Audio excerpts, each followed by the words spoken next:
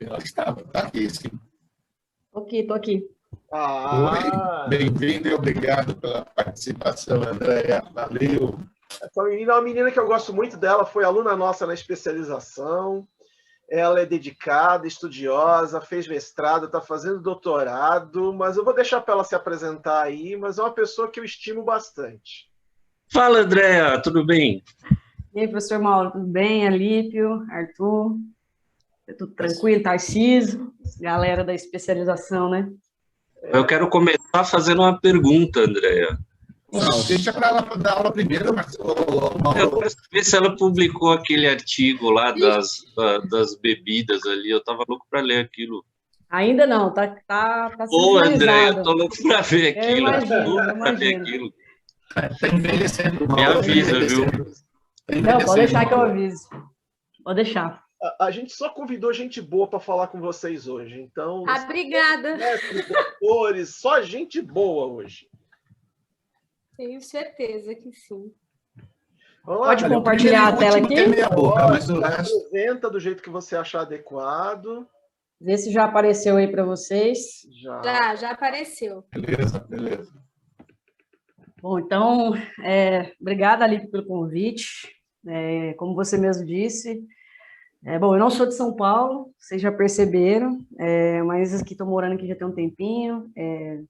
Fiz meu mestrado e estou fazendo meu doutorado aqui na Universidade de São Paulo. E muito da minha linha de pesquisa está relacionada às lesões não cariosas, né, a corrosão ácida, envelhecimento do precoce dos dentes. A gente está muito, né, focado nessa linha, né, hipersensibilidade, dessensibilização. Então, obrigado de novo, Ali, pela oportunidade de poder falar um pouco sobre isso, que é um assunto super atual, né, e rotineiramente no nosso dia a dia, quem é o clínico está vendo que isso, a prevalência disso nos nossos consultórios está aumentando cada dia mais, tá? E, assim, uma das coisas que faz o nosso paciente vir buscar o nosso atendimento é a hipersensibilidade dentinária, né? Então, eu coloquei na tela alguns dos relatos de pacientes que algumas reclamações, né? Alguns desconfortos. Eu já atendi paciente que ele tinha que esquentar a água para poder escovar os dentes. Tinha paciente que ele já usou todo tipo de creme dental e nunca resolveu. Eu já tive paciente também que ele não conseguia tomar sorvete, não conseguia morder um sorvete. Já tive paciente que relatou para mim que a família ia tomar sorvete, todo mundo terminava e ele sempre era o último a consumir esse sorvete. Por quê? Por causa da dor. Era muito desconfortável o consumo desse sorvete.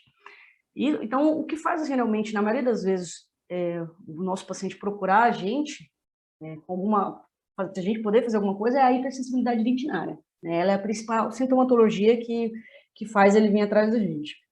Muitas das vezes, esse paciente, ele pode vir nessa situação, onde aparentemente eu não consigo, né, o dentista ele é muito visual. Se você olhar aí, eu não consigo ver muito desgaste, eu não estou vendo perda de estrutura, eu não vejo recessão gengival, eu não vejo lesão não cariosa, lesão de obturação, seja lá o que quiser chamar. Porém, esse paciente, ele está reclamando que ele tem uma hipersensibilidade, ele reclama que ao gelado está incomodando ele, que ele não consegue tomar uma água gelada. E nós, dentistas, a gente foi muito condicionado a terceirizar esse tratamento ou tentar resolver de alguma forma para esse paciente, né? Antigamente, a gente aprendeu que a primeira coisa que vai ser feita é pasta de dente. Usa essa pasta de dente dessensibilizante aqui e vai melhorar, né? É isso, porque eu não consigo ver nada, então, aparentemente, talvez algum exagero do paciente. Muitas vezes tem muita gente que pensa assim. O que vai acontecer? Essa doença ela vai progredir, né? Então, o paciente ele vai usar essa pasta que foi indicada pela gente e daqui a um tempo ele vai voltar de novo. Só que quando ele voltar, eu já vou visualizar alguma coisa diferente. Eu já visualizo uma recessão gengival, né?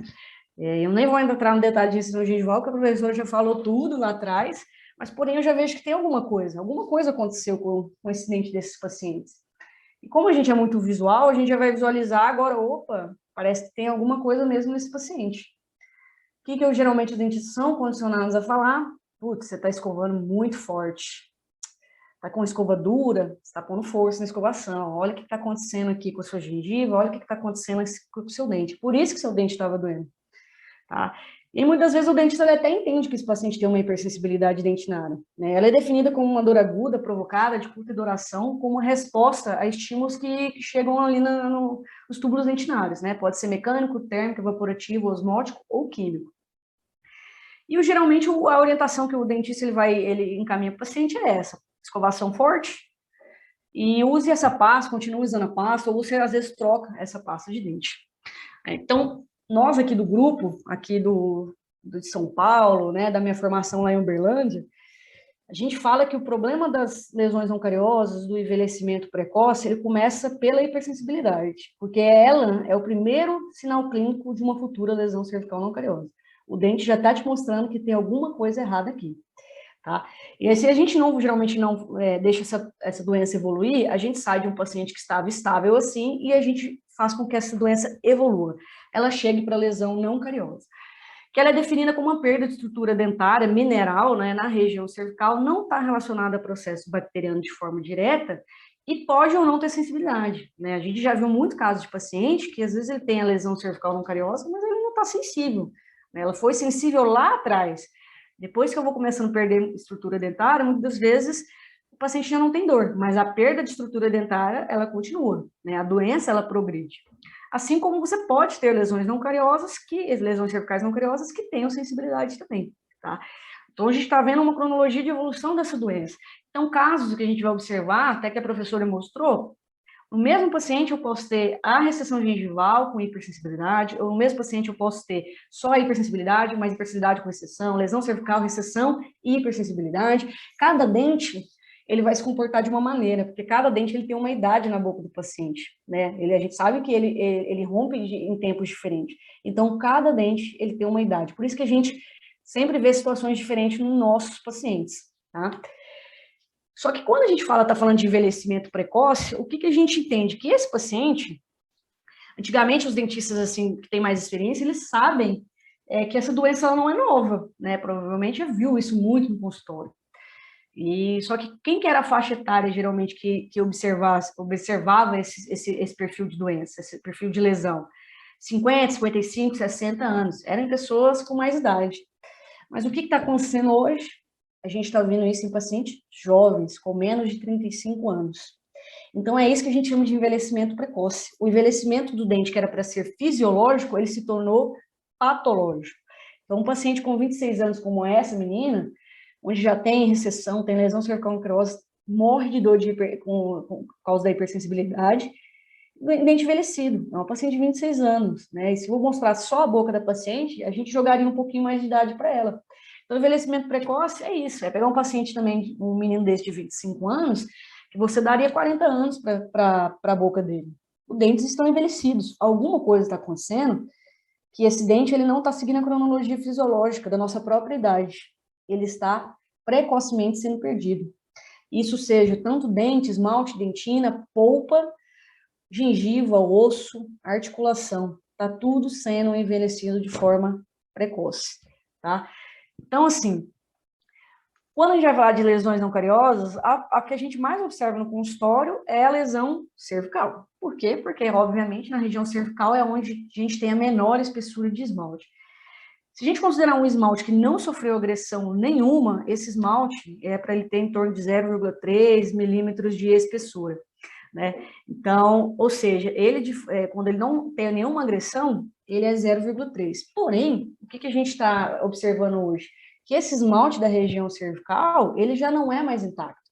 A gente observa já que ele está sempre trincado, ele tem microtrincas ou trincas enormes. Ele já é um esmalte que já foi corroído também. Ele é um esmalte que está sendo degradado. Então, esse esmalte ele já não tem mais 0,3 de espessura, ele tem 0,1, 0,2. O que significa que a função do esmalte, que era de isolamento da dentina para a cavidade bucal, ele já não consegue exercer de maneira correta. Ele já perde essa função de isolamento. Então, a gente já quebra algum dos primeiros paradigmas relacionados à hipersensibilidade. Não é necessário você ter dentina exposta para que você tenha hipersensibilidade dentinária, porque eu já posso ter um esmalte vulnerável, um esmalte trincado, um esmalte corroído. Por isso que a gente já teve situações que a gente observa eu não vejo retração de gengiva, eu não estou vendo nenhuma agressão, nenhuma perda de estrutura, mas possivelmente esse esmalte já está sendo degradado de forma microscópica, ele já está trincado, ele já está corroído, ele já está com hipersensibilidade dentinária, esse dente já apresenta hipersensibilidade dentinária, tá? Então, tome muito cuidado, às vezes, quando a gente fala assim, que necessariamente a hipersensibilidade ela é causada pela exposição de dentina ou por uma recessão gengival. Não. A gente tem que descobrir o que causou essa recessão gengival, o que causou essa exposição de túbulo dentinário e que aí, como consequência, a gente tem a hipersensibilidade dentinária. Então, a ideia é isso. Clinicamente, é o que a gente observa. Tá? Então, tome cuidado de ficar querendo buscar, às vezes, uma dentina exposta, e não necessariamente ela precisa estar exposta. Tá? Assim como, muitas das vezes, você já observaram dentina exposta que não tem sensibilidade, porque para ter sensibilidade eu preciso ter túbulo exposto. Então, é uma cadeia um pouco mais complexa. Então, por isso que quando a gente, por exemplo, vai fazer clareamento, que vai ser um tópico falado, essa região cervical tem que ser protegida, porque é uma região cervical que ela não isola mais. Né? Por isso que a barreira gengival, geralmente, a gente estende um pouquinho acima do esmalte, justamente para o ácido, o gel, né, não entrar diretamente, cair direto na polpa. E aí a gente vai perguntar, você deve estar se perguntando assim, por quê? O que está causando, então, essa recessão gengival, esse envelhecimento precoce? A mudança de estilo de vida da sociedade, tá? Então, nos últimos 15, 20 anos, a gente sabe que comportamentos, alimentação, estresse, ansiedade, pressão por questões de corpo, pressão por beleza, pressão por trabalho, nosso estilo de vida ele mudou, né? E quando o nosso estilo de vida muda, né, a cavidade bucal ela vai sofrer com isso, tá? Então, se a gente colocar isso de forma mais visível, a gente utiliza muito a tríade de Grip, tá? Onde a gente observa que em azul estão os fatores relacionados de tensão, né, o mecanismo de tensão, que está tudo relacionado à sobrecarga oclusal, e em vermelho os mecanismos relacionados à fricção, né, relacionado à escovação, pasta de dente, e em verde o mecanismo de corrosão, tá? Corrosão e erosão é praticamente a mesma coisa, vamos deixar assim nesse quadro verde, tá? Tá aqui tudo relacionado a ácido, seja ácido de forma intrínseca ou seja ácido de forma extrínseca, ou seja, é o estilo de vida. Esse é o slide mais importante da aula, porque é aqui que estão os fatores etiológicos dessa doença. É aqui que eu tenho que buscar o que está acontecendo com o meu paciente. E a gente ressalta que não é um fator só, tá? Para o surgimento e progressão da doença, eu preciso que esses dois fatores aconteçam, dois ou mais fatores aconteçam ao mesmo tempo. Por isso que está escrito associação de fatores. Eu posso ter tensão com corrosão com fricção, ou os três acontecendo ao mesmo tempo. Obviamente, quanto mais fatores etiológicos eu tenho acontecendo no mesmo indivíduo, mais rápido esse surgimento e essa progressão dessa doença, tá? Então, a gente evita muito, vocês vão observar que a gente evita muito falar assim que isso é uma lesão de corrosão, ou isso é uma lesão de abrasão, ou isso é uma lesão de abfração. Por quê? Porque didaticamente pode até parecer fácil de entender, mas quando a gente vai para a clínica, você consegue me dizer com toda certeza absoluta que esses premolares aqui é uma lesão de abfração? Só? É uma lesão de abrasão? É uma lesão de corrosão? Não tem como. Clinicamente, isso é impossível você fazer essa divisão. Tá? Por isso que isso é mecanismo. Qual que é o mecanismo de desgaste relacionado à corrosão? O ácido. O mecanismo de desgaste da abrasão, a escova. O mecanismo de desgaste relacionado à abfração, força oclusal. Então, tudo isso são as lesões não cariosas, tá? Então, a gente evita falar de lesões. Não existe uma lesão, porque esse paciente, ele não tem um ácido presente, para ele ter essa lesão, ele precisa escovar o dente também. Ou seja, então eu tenho ácido e abrasão. Então, não é uma lesão de corrosão e abrasão, é uma lesão não cariosa, ou seja, uma perda de estrutura dentária não relacionada a processo bacteriano, tá?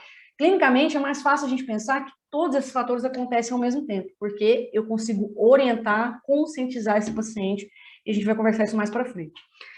Se a gente vai na literatura, né, recentemente o nosso grupo publicou 2 revisões sistemáticas de prevalência de hipersensibilidade e de lesões cervicais não cariosas, tá?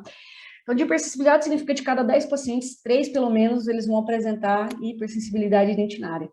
E de cada 10 pacientes que entrar no seu consultório, pelo menos 4 vão ter lesões cervicais não cariosas. Se a gente repetir esses estudos daqui 5, 10 anos, você vai ver que essa prevalência ela vai aumentar. Quem está no consultório sabe que isso já vem aumentando nos últimos 10 anos, tá? Uma coisa que a gente sempre alerta para que a gente não confunda os tipos de sensibilidade, tá? Sensibilidade pós-clareamento é uma, sensibilidade pós-operatória é outra. A gente está falando de hipersensibilidade dentinária, tá? São outros quesitos que a gente vai procurar e outras ações que a gente vai ter que ter com essa doença. Se a gente for também para a literatura, o dente mais afetado pela hipersensibilidade, pelas lesões não cariosas, é o premolar, né? Ele é o campeão, ele é o dente problema para todas as áreas da odontologia, tá? Então, por isso que a gente observa sempre que vai ser um 14, um 24, um 15, 25, são os dentes que, assim, você bater o olho, o paciente reclama de hipersensibilidade, pode ir direto no premolar, que tem grandes chances de estar acontecendo com ele primeiro, tá? E a gente vai entender alguns fatores, primeiramente. Um dos grupos, assim, que a gente considera que tem alguns riscos maiores para ter uma hipersensibilidade ou uma lesão cervical são pacientes ortodônticos, pós-ortodônticos. Por quê? A gente fez um estudo, por exemplo, um estudo piloto entre o paciente que antes de colocar o aparelho e pós, né, tratamento ortodôntico. E a gente observou que houve um aumento de hipersensibilidade. Quem é ortodontista ou quem trabalha na clínica observa essa situação, né? Pacientes que, se ele tinha hipersensibilidade, ele coloca o aparelho ortodôntico, essa hipersensibilidade ela aumenta. Se ele tinha uma lesão cervical, essa lesão ela vai estar maior quando terminar o tratamento. E que um paciente que ele não tinha hipersensibilidade ou não tinha lesão, ele coloca o aparelho e ele vai ter essa hipersensibilidade. Por que isso acontece? Observando esse estudo de elementos finitos que a gente realizou, quanto mais vermelho, significa que tem um maior acúmulo de tensão na região. Então, se eu pego um paciente que ele vai ter uma movimentação na região do bract, né, o bract é onde a gente exerce a força, obviamente é onde tem um maior acúmulo de tensão. Só que quando eu exerço essa força nessa região do dente, olha onde que eu estou acumulando tensão, na região cervical. Por isso que a tendência é que pacientes ortodônticos e pós-ortodônticos, eles apresentam mais hipersensibilidade e lesões cervicais não cariosas. Por isso que a gente pede muito para os dentistas, ortodontistas ou clínico, que antes de colocar um aparelho ortodôntico, se ele tiver lesão cervical, se ele tiver uma profundidade aí de no mínimo 1 milímetro, tem que ser restaurada, tá? O paciente ele tem que ser alertado. E a gente ainda vai mais além, que eu nem vou entrar nesse fator, que é a questão do biotipo, né? O fenótipo gengival, que a professora já falou anteriormente.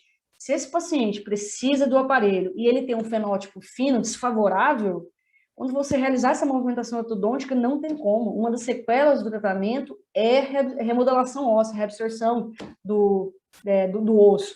Então, o paciente vai apresentar essa recessão gengival.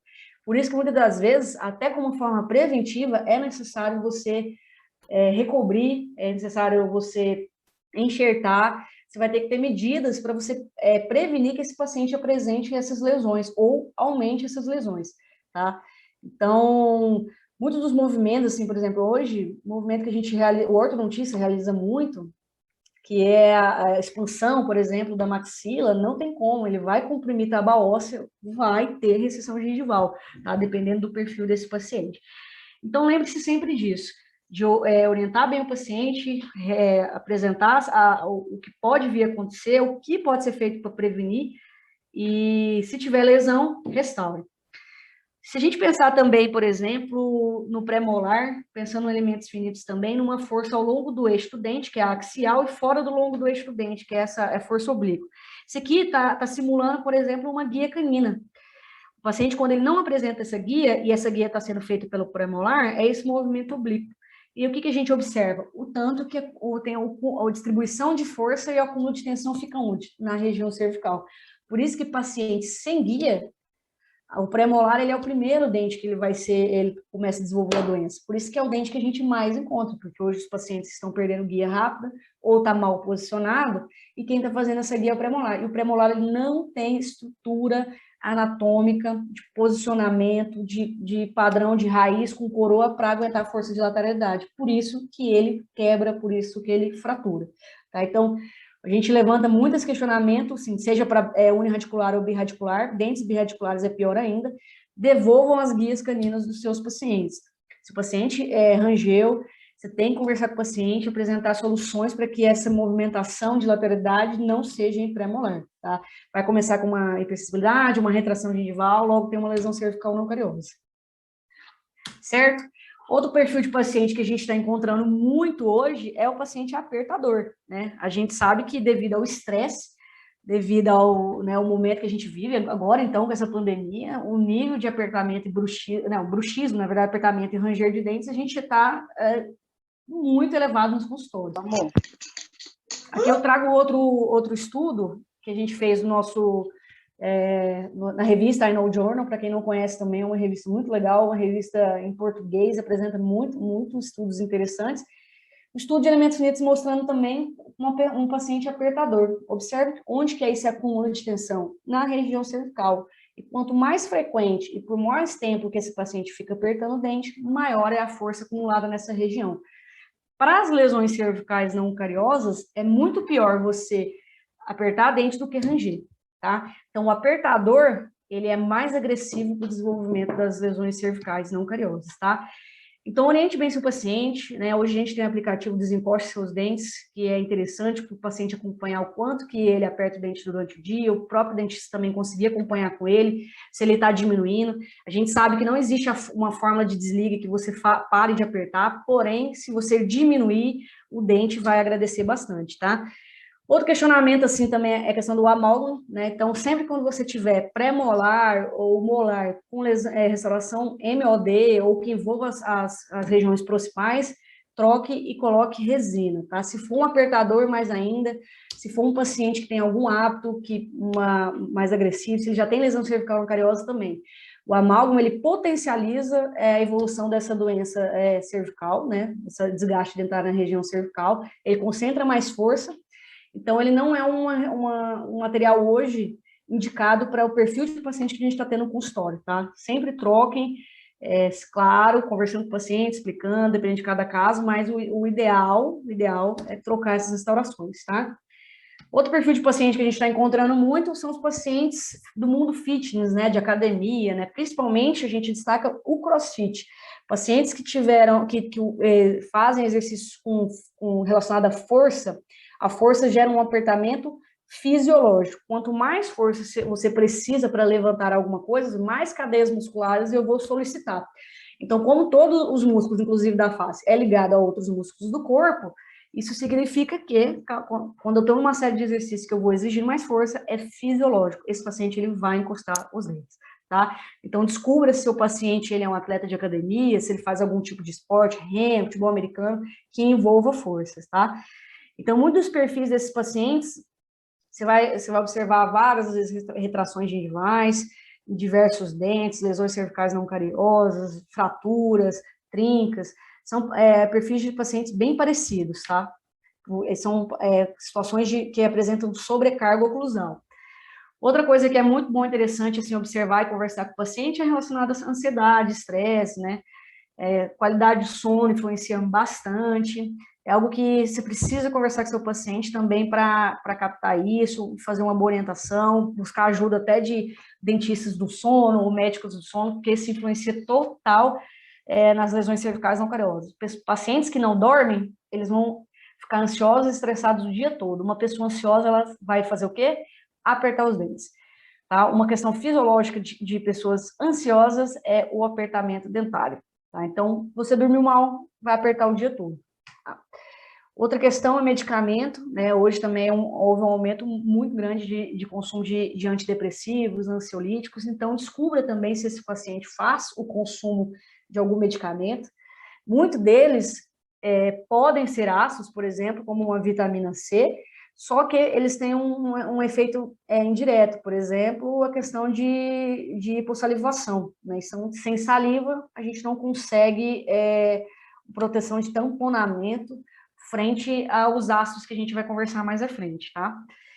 Uma outra questão muito interessante que tem que entender é o refluxo, né? Pacientes que hoje têm refluxo, gastrite, esofagite, que têm problemas gástricos, é importante você também buscar esse paciente.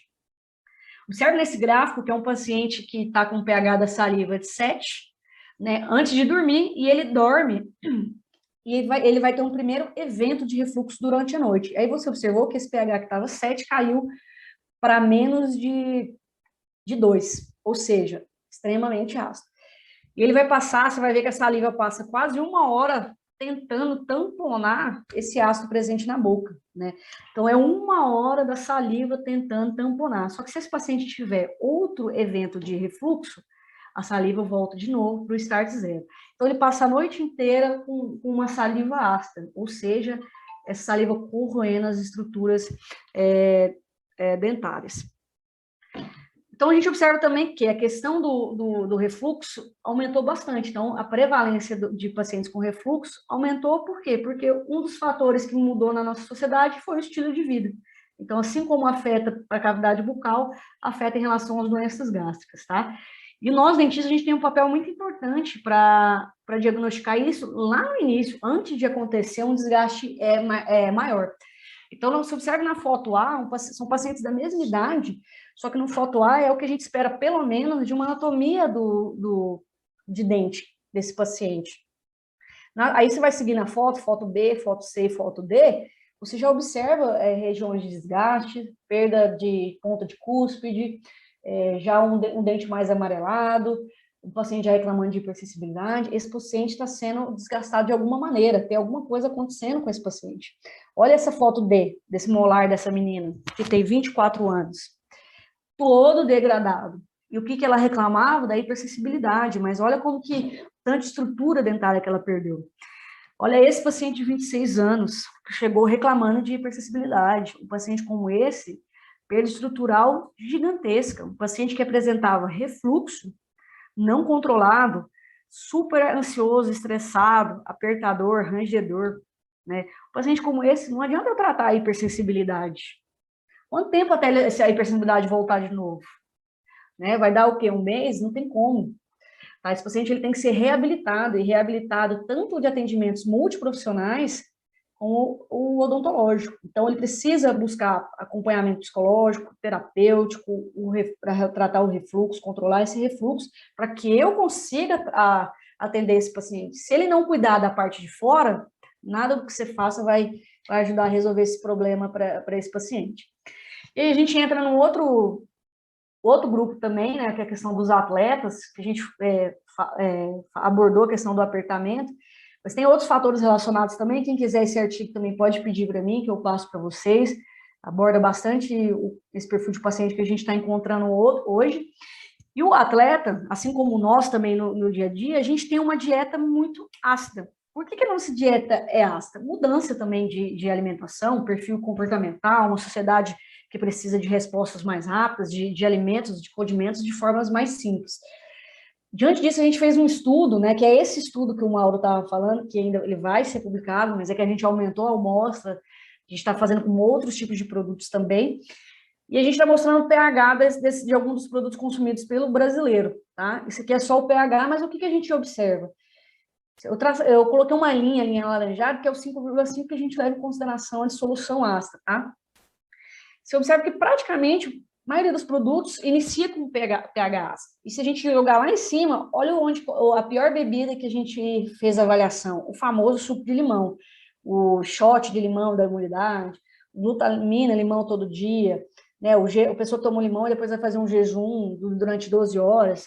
O suco de limão ele tem um pH de 2,2. Ele é extremamente ácido, é extremamente prejudicial aos dentes, tá? Não é só o pH que a gente tem que levar em consideração, óbvio, a gente tem a questão da titulação ácida que é levada em consideração, composição de cálcio, fosfato de cada bebida. Mas uma coisa que a gente queria saber era assim, o que a saliva, que ela tem a função de tamponamento, como que ela reagiria frente a essas bebidas? Será que ela conseguiria? Né? Foi uma pergunta que a gente fez, por isso que a gente estudou o pH e a gente estudou o tamponamento dessas bebidas, da saliva frente a essas bebidas. Eu trouxe aqui sobre bebida alcoólica, que eu vou mostrar o gráfico para vocês, só mais para vocês terem comparativo. A bebida que mais demorou para ser tamponada, eu precisei usar 90 ml de saliva, foi o energético.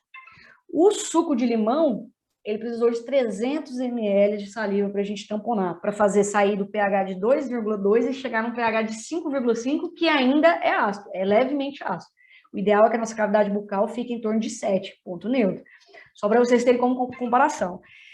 Quando a gente fala de atleta, pessoas fit de academia, geralmente elas não bebem cerveja, elas vão beber destilados. Então, é gin misturado com tônica e limão, é energético misturado com uísque, é vodka misturado com energético. Então, são bebidas ácidas, né? Catuado. Então, esse gráfico é para mostrar que, assim, a cada 1 minuto, eu coloquei 5 ml de saliva, tá? É só para vocês entenderem. Do lado, a gente, na linha vertical, a gente tem o pH inicial dessa bebida, e na linha horizontal, o quanto de saliva final que eu tive que despender para tamponar e chegar a 5,5 essa bebida. O energético foram 90 ml. Então, se você calcular assim de forma rápida, a gente saliva, em média, 1,5 ml por minuto. Então, significa que eu demoraria aí uns 20, 25 minutos para tamponar esse energético. E eu falei de suco de limão, foram 300 ml, significa que eu demoraria o quê? Eu demorei quase mais de 1 hora no laboratório para tamponar aquele suco de limão. Por isso que, provavelmente, quem já perguntou para o paciente, ou o paciente já relatou, observa desgastes, hipersensibilidades, lesões cervicais não cariosas. Por quê? Porque o limão ele é extremamente agressivo. E a gente vai conversar que ninguém está proibindo o limão não, viu, gente? Isso não cabe a nós. Então, assim, lembre-se que 2 coisas muito importantes que são moduladoras do ácido é a saliva e flúor. Isso significa que não existe discussão a respeito de flúor, tá? Quem quiser discutir em relação à cárie, por exemplo, querendo discutir isso relacionado à cárie, primeiro, assim, que a gente, pelo menos a área da ciência não concorda, mas ácido, se não tiver flúor, vai ter desgaste dentário muito maior. E aí isso é ponto, tá? Isso significa que pacientes que têm hipersensibilidades, lesões cervicais cariosas, lesões cariosas, recessão gengival, perda óssea, todos os fatores de envelhecimento precoce, ele não pode usar uma pasta sem flúor. Tá? Nós somos uma geração flúor dependente. E a questão da saliva é importante. Então, assim, paciente que toma medicação e tem uma hipossalivação, ele é um paciente de risco. Então, você vai ter que ter outras ações para ajudar esse paciente frente à progressão da doença. Então, esse estudo, ele mostra, por exemplo, um paciente, vamos supor assim, que a ausência de flúor e com a presença de flúor, tá? Na linha horizontal. Na linha vertical, a gente tem a quantidade de desgaste que a gente teve. A linha em vermelho, que vocês estão observando aí, é um paciente que tem uma salivação normal. Em azul, é um paciente que tem uma baixa salivação. Então, o que a gente observa? Quando eu tenho ausência de flúor e baixa salivação, eu tenho maior desgaste, né? Que é o que está mostrando aqui, o BA. Quando eu tenho uma salivação normal e presença de flúor, é onde eu tive o menor desgaste. Então, isso não tem discussão. São 2 moduladores referente ao ácido que vocês vão ter que observar nesse paciente, tá? Fora assim, então, se ele tem alguma doença que provoca hipossalivação também, por exemplo, atletas que fazem academia, eles têm uma hipossalivação transitória, porque eles salivam menos durante o exercício, então oriente ele ao consumo de água, tá? Então, esses são os fatores de risco que a gente tem que gravar, porque depois a gente vai orientar esse paciente. Fique alerta também pacientes de piscina, tá? Mergulhadores, esportes aquáticos, porque muitas das vezes essa piscina ela vai ser clorada e o cloro ele é ácido, tá? Então, saiba se esse paciente é um atleta, faz exercício, mas também saiba qual esporte que esse paciente pratica, tá? É muito importante para você entender o que você vai visualizar na cavidade bucal dele. Uma outra coisa que a gente fala bastante, que não é uma regra, porém, quando você pegar paciente que tem múltiplas lesões cervicais não cariosas, múltiplas recessões, múltiplos desgastes dentários, desconfie de ácido, tá? Sempre desconfie de ácido. Se esse ácido vem de dentro ou se esse ácido vem de fora. Se esse paciente tem uma dieta ácida ou se esse paciente tem uma doença gástrica. Quando a gente tem uma lesão cervical não cariosa, pontual, em um dente apenas, desconfie que o fator predominante pode ser oclusal. Algum contato prematuro que forçou o início dessa lesão e ela progride, a progressão dessa lesão vai ser associada com os outros fatores que a gente conversou, tá? Então, isso não é uma regra exata, só desconfie, tá? É como está mostrado aqui na fotografia. E um outro grande questionamento que já caiu esse tabu já há um tempo é relacionado à escovação. E escovação não é causa primária de lesão cervical não cariosa, tá? Então, não falem isso, que é hipersensibilidade ou que essa recessão gengival foi causada por uma escovação traumática, uma escovação com força. Se a gente for parar para pensar isso, significa que esse paciente, quando ele escova os dentes, ele escova com dente com força, só aquele dente 11. O restante dos dentes ele escova normalmente. Isso não existe. Ninguém escova um dente específico com mais força do que o outro. Provavelmente, o que acontece? Tem algum fator, algum ponto cruzar, alguma sobrecarga nesse dente que teve essa retração gengival, tá? Então, escovação sozinha, só eu escovando o dente, ela não causa isso, tá, gente? Escovação sozinha. Porém, quando a gente associa a escovação ao ácido, aí sim a gente tem um problema, tá? Então, é o que esse estudo mostra. Observe também, a linha horizontal é onde eu tenho ciclos de escovação, a linha vertical é o quanto que eu tive de perda de estrutura dentária, esse monte de linha aqui embaixo é, considerando um esmalte que não sofreu agressão ácida, um desafio ácido, e essa diferença de cores é o tanto de força que eu fiz nessa escovação. Então, se você observa que nas linhas de cima, quanto mais, assim, eu escovo com mais força, observe essa linha cinza, mais desgaste eu tive. Observe que essa linha cinza, em comparação com o esmalte que não sofreu agressão ácida, o desgaste ele foi mínimo, ele foi não significativo. Mas, quando eu tenho um desafio ácido e eu escovo esse dente com força ainda, esse desgaste é maior, tá? Então, é algo que vocês têm que alertar o paciente de vocês. Realmente não pode escovar com força, tem que ensinar como segurar essa escova, não pode segurar que nem martelo, tá? Tem que segurar com 2 dedinhos mesmo, principalmente pacientes estressados, ansiosos, precisa dessa orientação, porque senão a degradação da estrutura dentária ela vai ser muito grande, tá? Então, assim, outra coisa que a gente tem que levar em consideração é, além da escova ser de cerdas, né, macias e extramacias, o nível de abrasividade dos nossos crânios dentais, tá? André, onde que eu acho esse RDA, né, que é esse nível de abrasividade? Não tem. Aqui no Brasil, as empresas não são obrigadas a colocar esse nível de abrasividade. Onde que eu acho isso? Só em artigo, em livro, tá? Então, vai ter que buscar alguns livros e artigos que estudaram alguns tipos de pastas que apresentam esse nível de abrasividade. Para pacientes que têm esses fatores de risco que eu citei, a gente indica no máximo de 70 a 80 nível de abrasividade. Tem que ser estourando isso. Então, vai ficar sempre entre 30, 35 e 80. É o creme dental que a gente vai indicar. Quando a gente tem um paciente que você tem uma predominância ácida, ele tem um refluxo, ele é um atleta, a gente costuma indicar um tipo de flúor diferente, que é um flúor mais resistente, que a gente chama de fluoreto de amina. Aqui, a marca que hoje produz esse tipo de fluoreto é a Elmex laranja. Então, assim, quando você for conversar com o seu paciente, você vai ter que ver o que necessariamente é mais urgente para ele. Se ele está com sensibilidade, a gente vai conversar, assim, a questão da pasta, você vai indicar uma pasta de sensibilidade, porém, depois você vai ter que trocar isso por uma pasta que consiga ser mais resistente frente ao desafio ácido que esse paciente vai ter constantemente, tá? Então, foque sempre nisso. RDA e qual é o tipo de flúor, tá? O fluoreto hoje de sódio e o fluoreto de amina hoje são flúores muito bons, mas isso a gente precisa também dar uma outra aula para falar sobre cremes dentais, que isso é muito mais profundo, tem diversos tipos de flúor. Mas hoje, para a aula, assim, pense sempre em individualizar o paciente e em busca sempre de focar nessas duas situações, tá? Então, o que acontece? Quando a gente vai pensar em estratégia de controle da evolução, né, das lesões não cariosas e da hipersensibilidade dentinária, a gente tem que, primeiro, orientar esse paciente, que ele é um paciente doente, ele tem que entender que ele é doente, que nem a gente falava da doença cárie, é a doença da não cariosas, tá? Por quê? O dentista, assim, ele tem que entender isso, porque ele vai ter que orientar esse paciente, porque eu preciso muito da conscientização desse paciente. Se o seu paciente não estiver consciente, ele não vai cooperar com você. Se o paciente não coopera, esse tratamento ele não vai conseguir uma evolução muito boa, tá? Então, oriente, conscientize o seu paciente e encaminhe sempre que você achar necessário.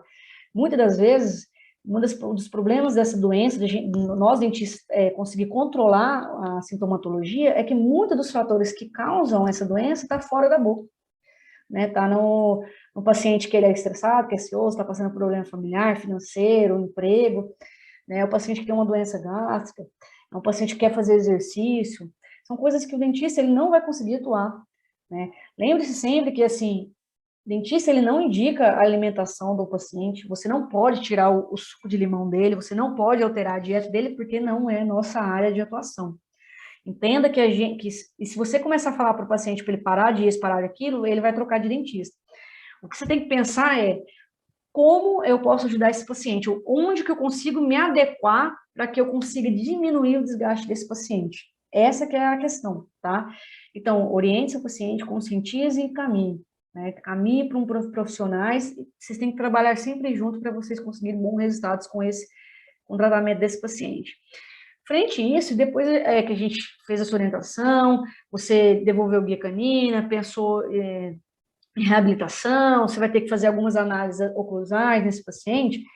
Para tratar a sintomatologia, a gente tem três frentes, né? Ou eu dessensibilizo, ou eu recubro, ou eu restauro, tá? Então, essas são as 3 decisões contra a evolução e a sintomatologia da hipersensibilidade dentinária. Cada um tem a sua indicação, tá? Então, você vai ter que... Não dá para a gente estender hoje essa parte também, que é mais profunda, né? Porém, a professora até falou bem de recobrimento ali, lá atrás, mas são as estratégias que a gente tem para tratar essa hipersensibilidade dentinária, tá? Então, dessensibilizar pode ser com dessensibilizante e laser, para quem tem, tá? Recobrimento, a doutora já falou, e restauração, resina composta sempre, é um material de escolha, tá? Sempre quando você for restaurar, a profundidade mínima aceitável é de 1 milímetro de profundidade, quando você tem perdas na porção coronária, viu, gente? Por perdas na porção raiz, isso aí é a parte com periodontista. E o acompanhamento.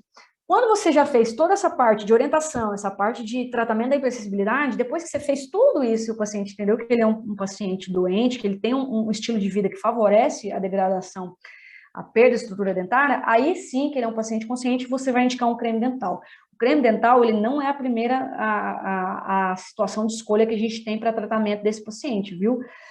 Então, assim, orientou, conscientizou, tratou a hipersensibilidade, aí que você já fez tudo isso, o paciente é colaborador com você, você vai indicar um creme dental dessensibilizante para ele, um tratamento caseiro, associado com tratamento de consultório, tá? Se você quiser, se ele tiver ainda hipersensibilidade, né? Tem casos que às vezes você precisa lançar a mão do creme dental dessensibilizante, tem casos que você no consultório você já resolve e nem há necessidade. Isso aí é muito individual, tá? Não existe um tratamento padrão para todo mundo. E o mais importante é o acompanhamento. Tá? Então, esse paciente ele tem que retornar com você um pouco mais recente, né, de 4 meses por 3 vezes ao ano, para você acompanhar a evolução. Então, sempre fotografe esse paciente, escaneie se você pode escanear, anote bem nas fichas para você acompanhar a evolução dessa doença. Quanto mais tempo a gente conseguir levar essa perda de estrutura mais para frente, né, com mais idade, é o que a gente hoje deseja, tá? A gente está querendo ir contra esse envelhecimento precoce. Então, como estratégias, é tudo isso que eu já falei, tá? Guia canina sempre faz isso, creme dental sensibilizantes com RD abaixo, converse com seu paciente, peça um relatório de como que ele escova esse dente, que tipo de creme dental que ele usa, qual que é a escova, né? Busque se ele já usou creme dental mais abrasivo, por exemplo, clareador, ou agora com essa moda de carvão ativado, tá? Oriente ele a nunca escovar os dentes imediatamente após um desafio ácido, tá? Hoje a gente orienta a fazer um enxágue da boca, segura por 5 segundos e depois escova esse dente, encaminhe em relação ao refluxo, evite bochechar líquidos. Atleta, por exemplo, tem uma mania de tomar alguma coisa e bochechar, criança tem essa mania de tomar suco e bochechar ou segurar por muito tempo. Suco de uva é extremamente ácido, de caixinha, tá? Então, indique placas para esse paciente que faz academia, para quando ele for morder, né, puxar a força, ele não morder e encostar os dentes. Se houver sinais de bruxismo, indicar placa noturna, tá? Uso de aplicativo, análise de equilíbrio oclusal, tá? Então, tudo isso você pode indicar para o seu paciente. Paciente que faz consumo de bebidas, por exemplo, suco de limão, use sempre canudo, sempre que possível. Se for beber alguma bebida alcoólica que possa ser tomada com canudo sempre que possível, gente. Só que canudo metálico, biodegradável, nada de canudo de plástico, tá? Qualidade de sono, se você conversar com o paciente e avaliar isso, encaminhe para um dentista do sono ou um médico do sono, tá? Terapias alternativas para manejo de ansiedade, seria a prática de exercício físico, né? Yoga, meditação, caminhamento para psicólogo ou terapeuta. O que a gente sempre fala para o paciente aqui, a gente não orienta o que tipo de comida ele tem que ter, a gente só pede o bom senso, tá? Não adianta você consumir bebidas ácidas com muita frequência, mantendo um tempo prolongado na boca, que a gente não vai conseguir combater esse ácido, tá?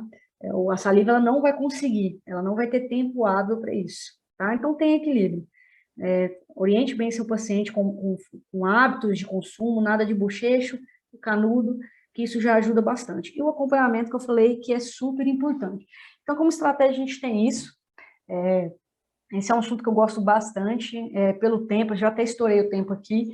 Então, assim, eu espero que vocês tenham gostado. Quem tiver alguma dúvida, pode perguntar. Se quiser conversar comigo também no Instagram, fique à vontade. O que a gente sempre pensa e pede muito, o dentista conhece o paciente.